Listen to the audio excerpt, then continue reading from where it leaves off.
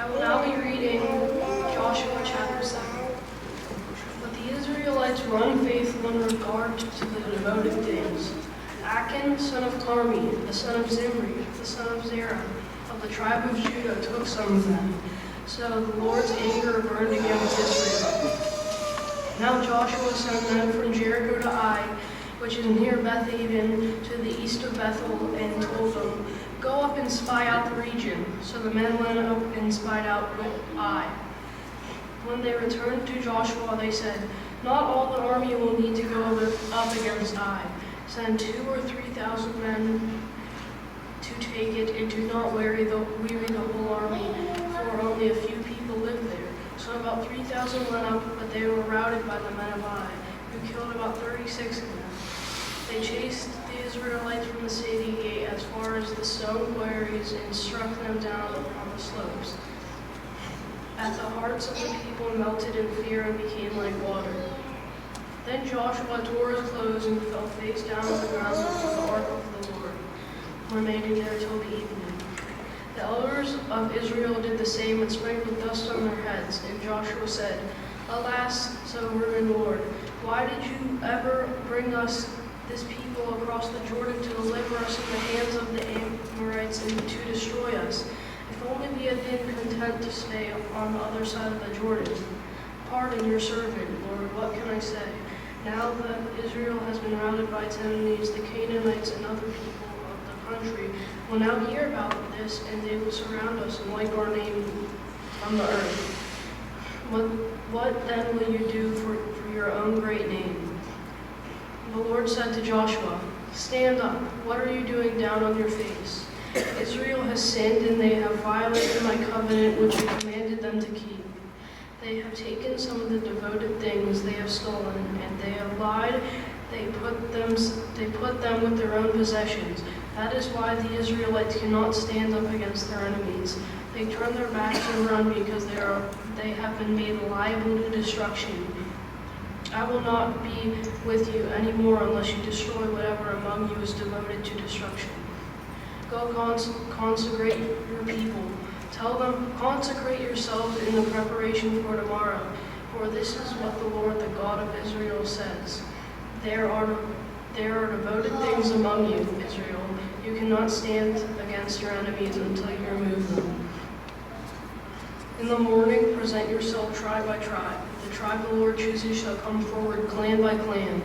The clan the Lord chooses shall come forward family by family, and the family the Lord chooses shall come forward man by man. Whoever is caught with the devoted things shall be destroyed by fire, and along with all that belongs to him. He has violated the covenant of the Lord and has done outrageous things in Israel." Early the next morning, Joshua had Israel come forward by tribes. Judah was chosen. The clans of Judah came forward, and the Zerahites were chosen. The clan of the Zerahites came forward by families, and Zimri was chosen. Joshua had his family come forward man by man, and Achan, son of Carmi, son of Zimri, son of Zerah, of the tribe of Judah, was chosen. Then Joshua said to Achan, My son, give glory to the Lord, the God of Israel, and honor him. Tell me what you have done. Do not hide it from me." Achan replied, "It is true. I have sinned against the Lord, the God of Israel. This is what I have done.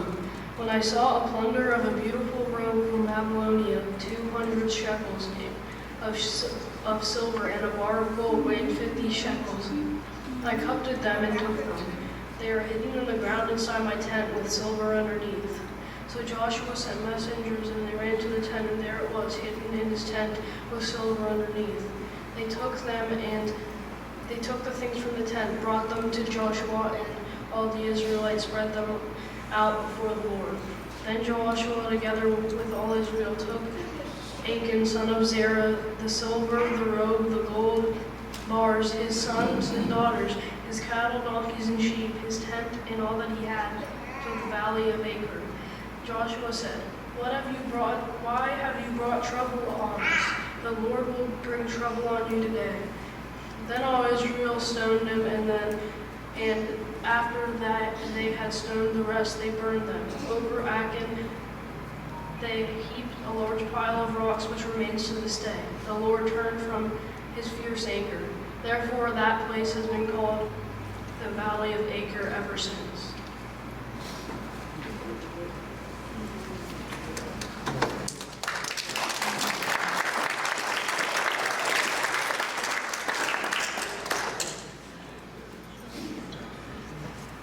Thank you.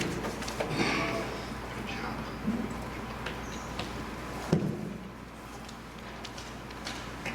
In the words of Franklin Delano Roosevelt, December 7th, 1941, a date which will live in infamy. This, of course, was the day in which Japan attacked Pearl Harbor. And that attack would result in the death of 2,335 soldiers. But here's the thing, these soldiers, as devastating as it is that we consider their loss, they were not the only ones who died on that fateful day. There were over 70 civilians who were killed in that tragic attack. They weren't the targets, mind you. That's not who Japan was going after. They were going after the military targets. They were simply the collateral damage. Collateral damage. It is generally a term for deaths or injuries or damage inflicted on an unintended target. And we see this probably most commonly when it comes to war. But it certainly is not the only place that collateral damage takes place. You see, the Bible tells us, the Bible indicates over and over again through the stories that our sin, our wrongdoings, they have a nasty, long arm that reaches beyond ourselves and affects the people around us. People we don't even know. We take, for example, as we just heard,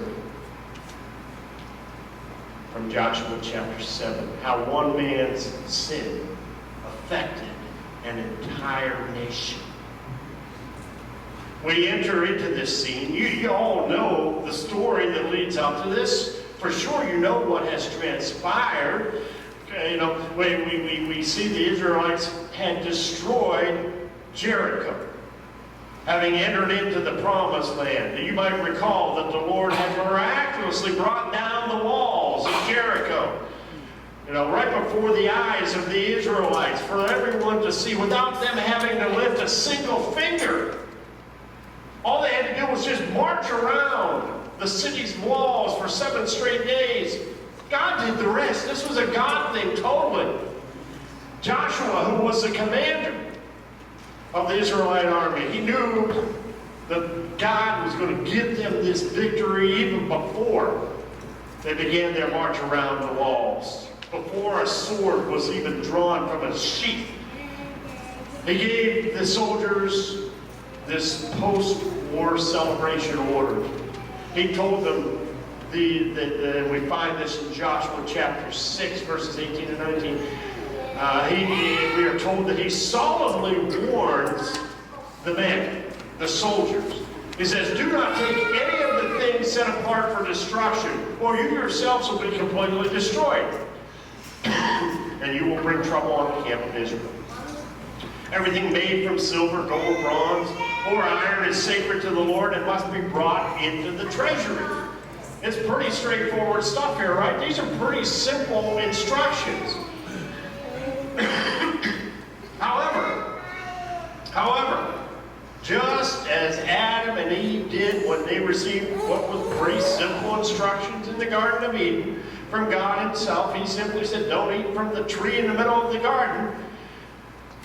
Just as that happened then, now there is a certain man named Achan who failed to uphold this really straightforward order. It wasn't confusing. Apparently, this glistening gold and silver that was lying around the city was too beautiful for him to ignore, for him to leave alone. And he had to taste so, even though God was very clear with his instructions. It was strictly against the rules that were given to him, the orders that he had received beforehand from Joshua. And the result, well, the result was God withdrew his hand of protection that he had promised over the army of Israel.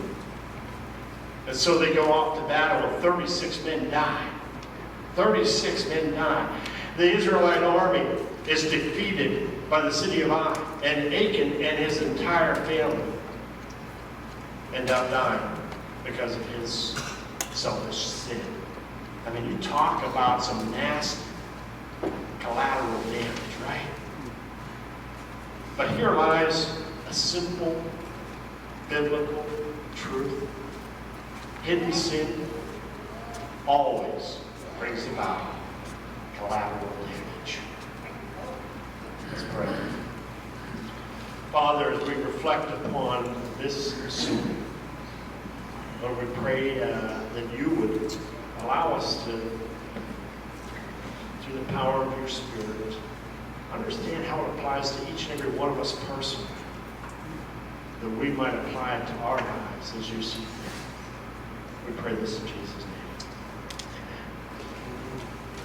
Well, let's begin with this devastating defeat at the hands of what would be described maybe as a pipsqueak sort of town community, believed to be a farming community. The Bible itself says there weren't all that many people there.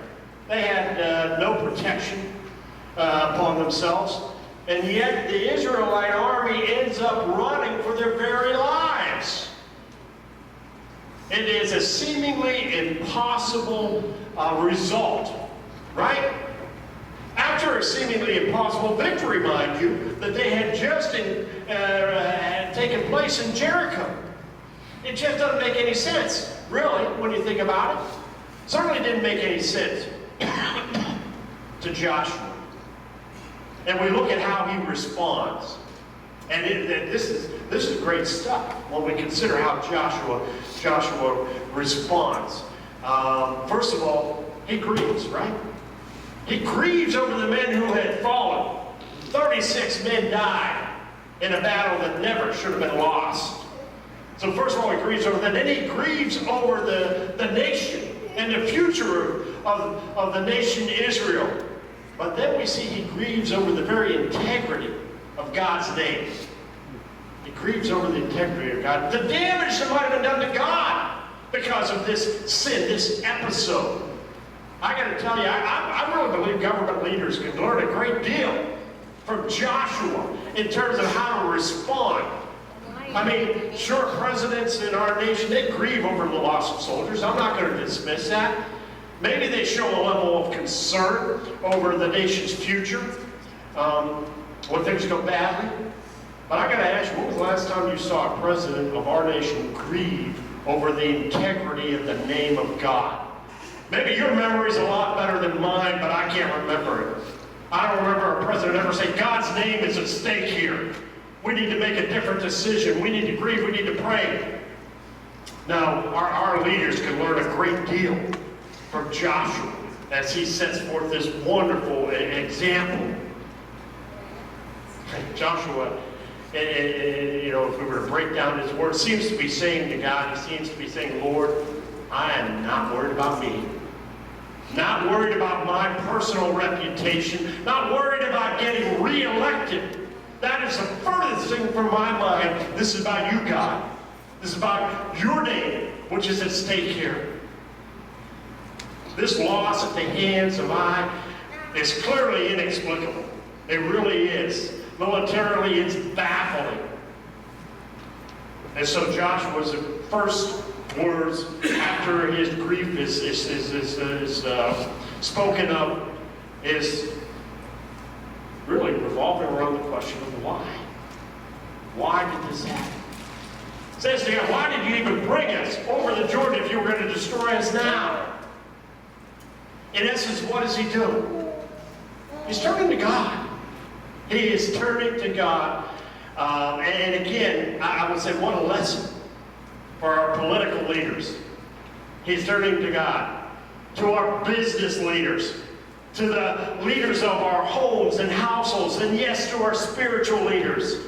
In the face of a mysterious and illogical bad result, we ought to all hit the pause button, stop and take time and look up. Turn to God. Ask for God to reveal to us the answer as to why this has happened. Maybe, just maybe, something that you have done, something that I have done, something that someone has done in our camp, in our church, in our home, in our business. Maybe some sinful behavior has taken place that might be an explanation for the inexplicable taking place. Clearly that was the case for Israel. You remember God's instructions? You remember what Joshua said? Let me repeat back in chapter 6. He says, stand up. What are you doing down on your face? Israel has sinned. They have violated my covenant, which I have commanded them to keep. They have taken some of the devoted things. They have stolen. They have lied. They have put them with their own possessions. That is why the Israelites cannot stand against their enemies. They turn their backs and they run because they have been made liable to destruction. I will not be with you anymore unless you destroy whatever among you is devoted to destruction. It begins to make sense all of a sudden, right? God had promised Israel victory over their enemies. Absolutely promised them victory over their enemies, but the promise was conditional. It was a conditional promise. Again, from chapter 6, they were told they were not to take any of the plunder, any of the spoils. All of that was to be consecrated to God Himself. You see, the spoils from victory, generally speaking, were fair game for soldiers. It was fair game. They could add to their own personal wealth from the spoils of victory, but not in this case. God has told them otherwise. He had spoken on the matter. It wasn't a complicated matter. Following the victory that God promised in Jericho, following that victory, the soldiers were not to take anything that was recovered. Not to take it to their own home. Not to add it to their own personal treasures. It was simple. Unfortunately, following the battle of Jericho, someone did not follow those instructions. Just didn't follow them. Totally no. Now, Joshua was innocent, right? Joshua is innocent. Virtually the entire army is innocent. They had done no wrong. The majority of Israel had done nothing wrong. They were blameless. But the entire nation suffered. It's collateral damage. Collateral damage. Just one soldier disobeyed the command of God. And he took for himself treasure. Treasure that was to be consecrated to God, set aside for God's purposes. And now the search is on for this one individual. So Joshua begins his exhaustive search for the guilty party. And we hear the detail, step by step. The search is narrowed. There's a casting of lots that help fine-tune the search. This was a common practice in the Old Testament prior to the gift of the Holy Spirit. It wasn't, mind you, a matter of chance. It was God Himself who controlled the outcome. So Joshua narrows down the field, first by tribe, then by family, then by household, until we come to a very man standing before him. And that man's name is Achan. To his credit, he comes clean. Not that he had much option here, right? He says, truly I have sinned against the Lord, the God of Israel. And he details exactly how it happens, right? And I think, rather than read for you that entire passage, I'll just pull out the key words that take place in his description of the detail of what has transpired. Here are the key words. First, he saw, as in the robe, it's in the silver, it's in the gold. Then he coveted. Then he took. And then ultimately he hid. Right? He saw, he coveted, he took, and he hid the item. In his mind, I can't help but guess that he probably rationalized this every step of the way. I mean, don't you think? Probably rationalized it. I mean, a lot the way we heard Judas rationalize this morning what he had done.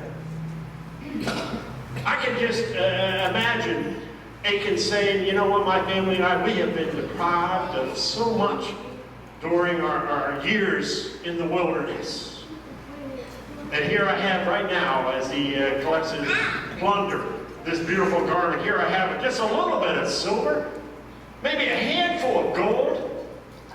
Really, it's no big deal. When you consider how great the haul was in this victory for God, he won't even miss it.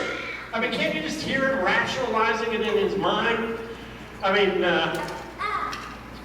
you know, besides, I fought hard. I deserve a few nice things in life. Can you just hear it? I mean, maybe I'm taking a little bit too much poetic license. Maybe Victoria took a little bit too much poetic license. But isn't that the way the human mind operates? Right? Isn't that what we do? I mean, I hate to say, but that's how I'm responding far too many times that I'd like to admit. How many times I have tried to rationalize the wrongdoings that I have committed, the sins. When I, just like Achan, when I, just like Judas, tried to rationalize my wrongdoing. When God made it clear to me what I ought to do, and I did the opposite. It seems to be how the human mind works when you think about it, or maybe I should say how Satan works in the human mind. Maybe that's a better explanation. We see, we covet, we take, or maybe I should say we indulge. Maybe that's another word we could put in there, as in indulge in sexual exploits, fits of rage, lies, gossip, drunkenness. I could go on and on. You know, we covet it, we indulge ourselves, and then we hide it. We try to keep it from it so that nobody else knows about it, all along rationalizing in our own minds how it's really not that big a deal. You know, it really isn't. You know? Guess what? For God, it's a big deal. It's a big deal for God. Achan's sin is found out. Joshua deals with it before any further damage can come to the nation.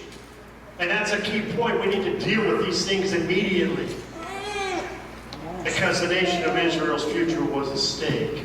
More importantly, the integrity of the name of Yahweh, his God, was at stake. Punishment was swift. Achan and his entire household, along with the ill-gotten gains, are taken to the valley of Acre, where the family and livestock are stoned and then everything's burned. Their graves are marked by memorial stones so that nobody would ever forget what took place. And when you first hear it, maybe you, like I, are almost a little bit shocked. Maybe we're a little bit shocked. I mean, especially when you consider the world we live in today, right? When you consider, we oftentimes try to gloss over our wrongdoings, even the wrongdoings of other people. Today, it is my guess that Achan would have had some attorney defending him, right? If this happened today, would have had some, and there would have been expert testimony declaring how he was temporarily insane when he did this, you know? Maybe there would have been a plea bargain, and they would have bargained it down to petty theft. After all, who wants the entire camp to be bogged down by a protracted trial? And after all, he did apologize. And he gave back the goods. The big biblical reality here is that we, in the aftermath of the resurrection, live in an age of grace. I don't ever want to dismiss that. God's grace is indeed amazing. And when we confess, He forgives forgives us our sins. He purifies us from all unrighteousness. And that's a wonderful thing. And that's his promise of when we confess. But sadly, for far too many people, they interpret God's grace as a license to continue to do wrong, to continue to sin. And there are others who will simply attempt to redefine the word sin so that it would exclude any act that doesn't hurt anybody else. You've heard that said. You know, they've not hurt anybody, whatever they're doing, and you can let your imagination go wild as to what that might include. Yet nowhere in Scripture does it say that when we say or do something, it has to hurt somebody in order for it to be considered a sin. At least I've never come across a passage of Scripture that says that.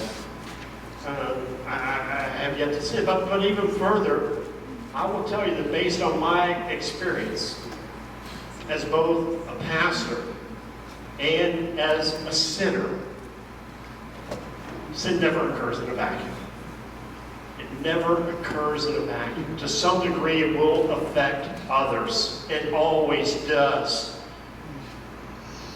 Maybe you can't connect the dots. We struggle to do that sometimes when we do wrong. Maybe you don't want to connect the dots. I don't know. But that doesn't make it untrue. When we mess up, when we do wrong, when we sin, others are affected. Always. Satan will try to convince us the contrary.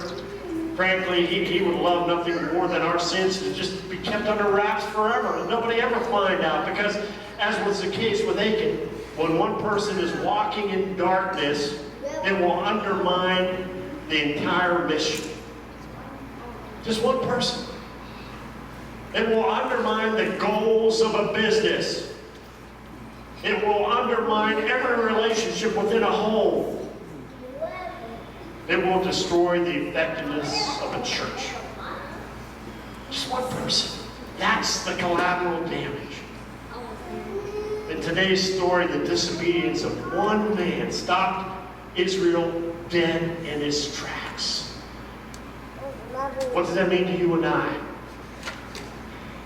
I think first and foremost it means we need to be constantly examining our lives. We need to be looking to see what we are doing that God displeases God, that he abhors. What are we doing that is jeopardizing his name's sake? What are we doing that we are hiding while all along trying to rationalize in our own minds as no big deal? You see, it's time that we acknowledge our sin, whatever that might be. I mean, after all, Jesus died for it. And we are forgiven when we turn away from it. There's no question. It's time for us to turn away from whatever that is that we're struggling with in our walk with Jesus. We can't do it on our own. We need his help. We need to cry out to him, help me get through, overcome this. You, the great overcomer. Maybe there's some sin that you're committing you're not even aware of. That happens. I believe it's pastor. I mean, there are some people who struggle to recognize their own sin. It's happened to me. I know any number of people who could belong to Gossipers Anonymous. Yet, they would be appalled to think that they are gossiping. They really would. They don't see it that way. You know, there are people who truly don't think that they drink too much, or that they worship at the altar of the almighty dollar without ever knowing about it. But things are going on that are not working out all that well for them. Maybe in their lives, maybe in their household. So that maybe it's time, if that's the case for you, that you do just as Joshua did, that you turn to God and you ask him why. You be sincere and say, God, tell me what's wrong here. Tell me what's going on. Am I doing something that doesn't please you, that I'm not even aware of? You need to be sincere. You need to turn to God. You need to say, please tell me, God. Tell me. Because I want to know. Because I want to fix it. You need to pray it. And you need to mean it. And finally, when God reveals to you what's wrong, We need to follow Joshua's example. Don't hesitate. Deal with it swiftly. Whether it's you or whether it's something revealed to you that someone else is doing and walking in darkness, we do it in love, we do it in grace, but we need to deal with it. Do not procrastinate in dealing with it. It's the only way to eliminate any further collateral damage. God's grace is sufficient. We rely on it. But don't let it be an excuse to continue to do things our way instead of His way. Let's pray. Father, as we reflect upon your word, we pray, Lord, that you would indeed make us aware of those things that we are doing that are displeasing to you. Maybe they're even bringing about collateral damage in the lives of our loved ones, in the lives of our business, in the lives of our church. Lord God, please reveal to us what we are doing wrong. Lord, I pray that not only you would reveal, but we ask for your forgiveness for those things.